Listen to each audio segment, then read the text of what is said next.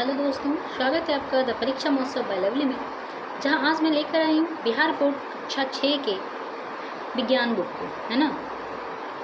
इससे पहले मैंने कक्षा 6 का सारी सब्जेक्ट, इतिहास, भूगोल, राजनीतिक शास्त्र, आर्थिक जीवन, ठीक है, और ये कवर करवा चुकी हूँ। और ये हमारा विज्ञान है, इसे मैं कवर करवा रही हूँ, ठीक है। आप लोग इसे ज़रूर से ज़रूर देखें।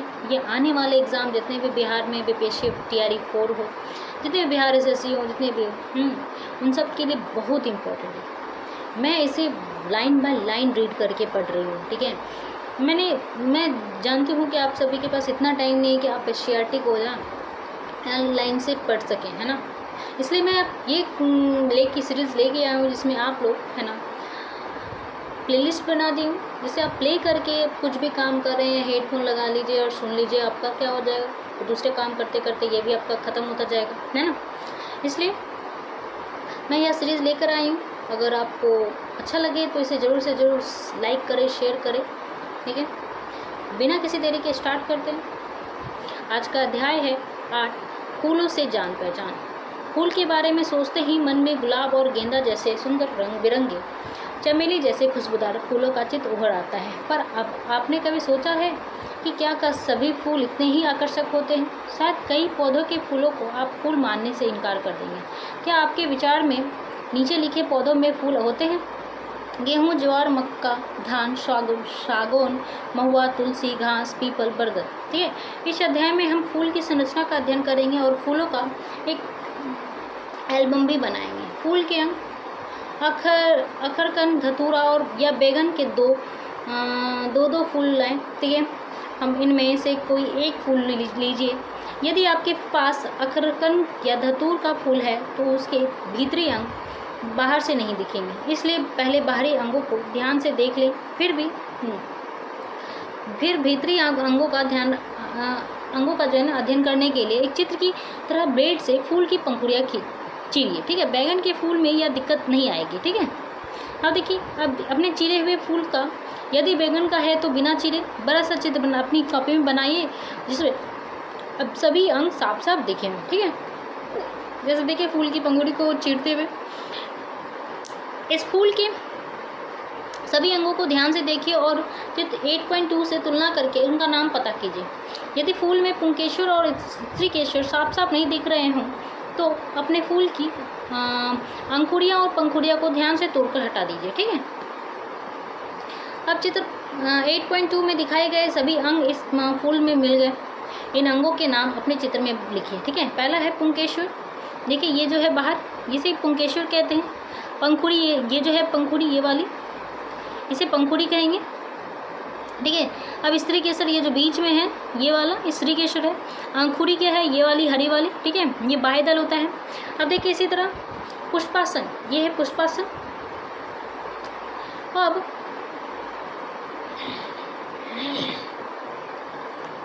यहाँ पे ये पुंकेश्वर हो गया, ये वाली। अब है पंखुड़ी, ये तो आपको पता है, स्त्री केसर ये हो गया, ये वाली, ये अंकुरी है, ये पुष्पासन है जिसे कहते हैं। फूल की भीतरी संरचना है, ये बाहरी से। अब फूल के डंठल के जिस सिरे पर फूल के सभी अंग जुड़े रहते हैं उसे पुष्पासन कहते हैं, ठीक है। अपने फूल का पुष्पासन ढूंढ कर उसे चित्र में दिखाइए। अपने फूल के पुंकेश्वर की तुलना चित्र से कीजिए, ठीक है। अब देखिए परागकण। फूल से एक पुंकेश्वर तोड़ लीजिए, इसे एक कांच की पट्टी पर झाड़िए। क्या आपको कुछ कण जो है झड़ते या झड़े हुए दिखें? ये पुंकेश्वर है, ठीक है। और ये सब परागकण है। और ये पुतंतु है। ये कण पुंकेश्वर के किस भाग से झड़ रहे हैं, उस भाग का नाम बताइए, ठीक है। इन कणों को छूकर देखिए, ये परागकण है। ये जो कण है क्या है? परागकण। परागकणों का पौधों के जीवन में क्या महत्व है, इसके बारे में शिक्षक से चर्चा कीजिए। अब हम स्त्री केसर का अध्ययन करेंगे। इसको पूरा देखने के लिए फूल के शेष सभी अंगों को पुष्पासन से अलग करना जरूरी है। अतः एक एक पकड़ के अंकुरियाँ, पंखुड़ियाँ और पुंकेश्वर को ध्यान से तोड़कर पुष्पासन से अलग कीजिए। अब आपके पास पुष्पासन से जुड़ा स्त्री केसर बचेगा। इसकी बाहरी रचना ध्यान से देखिए, ठीक है। वर्तिका, अंडाशय, पुष्पासन, ठीक है। अब अब पुष्पासन एवं स्त्री केसर, क्या आप स्त्री केसर के विभिन्न भागों को देख पा रहे हैं? इन भागों के नाम पता करने के लिए अपने फूल के स्त्री केसर की तुलना चित्र 8.5 में दिए गए 4 नमूनों से कीजिए। वर्तिकाग्र, ठीक है, ये अंडाशय है, ये वर्तिका है, ये वर्तिकाग्र आगे वाला है ना, ये वर्तिकाग्र, ये आप देखिए जूम करके, ये अंडाशय जो बीच बीच में है, ये अंडाशय है, ये वर्तिका है, यहाँ पे अंडाशय रहता है, ये वर्तिका है, वर्तिकाग्र ये रहा। विभिन्न तरह के फूलों में विभिन्न प्रकार के स्त्री केसर, ठीक है, ये विभिन्न प्रकार के फूल हैं, इसमें विभिन्न प्रकार के स्त्री केसर हैं। अब इस चित्र को ध्यान से देखिए, इस चित्र में अंडाशय को काटने का तरीका दिखाया गया है। जैसे ये बिजांड है, ये सब जो है ना क्या बिजांड है, प्रकोष्ठ। अंडाशय का आड़ी काट व भीतरी भाग है ना, अभी अंडाशय का लंब काट व भीतरी भाग, ये देखिए इस तरह से। अंडाशय की काट तभी सही कटेगा जब अंडाशय को उसके फूले हुए भाग के ठीक बीच से चित्र 8.6 में दिखाए गए तरीकों से काटा जाए। अपने फूल के अंडाशय की काट चित्र में दिखाए गए तरीके से काटिए। कटे हुए हिस्से को सूखने से बचाने के लिए उन पर पानी की एक बूंद तुरंत डाल दीजिए। बैंगन धतूरे के अंडाशय बड़े होते हैं, इनकी काट में अंदर की रचना साफ साफ दिखाई देती है। लेंस से अंडाशय को भीतरी रचना का अध्ययन कीजिए। शिक्षक की मदद से तुलना करके अपनी कटानों में बीजांड और प्रकोष्ठ ढूंढिए, जो कुछ दिखे उसका चित्र बनाइए, ठीक है। अब तक आपने एक फूल को बारीकी से देखकर उसके विभिन्न अंगों को अध्ययन किया है। ये सवाल यह है कि क्या सारे फूलों में यही अंग इसी रूप में पाए जाते हैं या उनमें विविधता पाई जाती है। इसका ध्यान करने के लिए अलग अलग तरह के फूल देखने होंगे। जब आप घर से इस फूल को आएँ तो रास्ते में जहाँ भी फूल मिले उन्हें इकट्ठा कर लीजिए। आप अपने द्वारा इकट्ठे किए फूलों के समूह बनाइए। समूह बनाने के लिए जो है ना गुणधर्म अपनी मर्जी से चुनिए, जैसे घंटी आकार के फूल, गंध वाले फूल, कांटेदार फूल, रंगीन फूल आदि। प्रत्येक समूह में एक फूल चुनें और उसका चित्र बनाएं। यह तालिका बनाकर प्रत्येक समूह का नाम, समूह के सदस्यों, फूलों की सूची और समूह की कोई विशेषता लिखिए, ठीक है। अब अंगों के अलग अलग घेरे चक्र, ठीक है। बैंगन, अखरकन या धतूरे का फूल लीजिए। इस फूल को ध्यान से देखिए। फूल के विभिन्न अंग अलग अलग घेरों में हैं या एक ही में है। यदि आपको विभिन्न अंग अलग अलग घेरों में मिले हैं तो बताइए कि अंकुरी से शुरू करके अंदर की ओर जाते हुए क्रमानुसार अलग अलग घेरों में कौन कौन से अंग हैं। अपने द्वारा इकट्ठे किए गए अन्य फूलों को भी इसी तरह अध्ययन कीजिए और उनके विभिन्न अंगों का क्रम और आपस से जुड़ाव ध्यान से देखिए।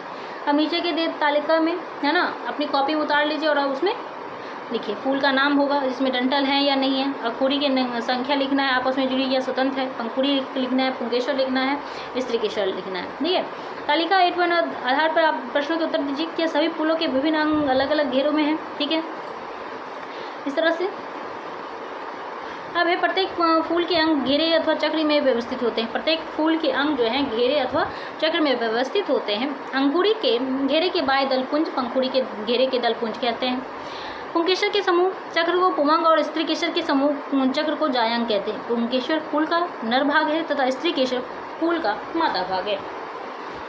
अब कुछ जरूरी नामांकन देखेंगे। आगे बढ़ने से पहले फूलों के संदर्भ में कुछ वैज्ञानिक नामांकन सीखना जरूरी है। इस नामांकन को सीखने से फूलों के बारे में बातचीत करने में आसानी रहती है। पूर्ण फूल यह वह फूल है जिसमें अंकुरी, पंखुड़ी, पुंकेसर, स्त्री केसर चारों अंग उपस्थित होते हैं।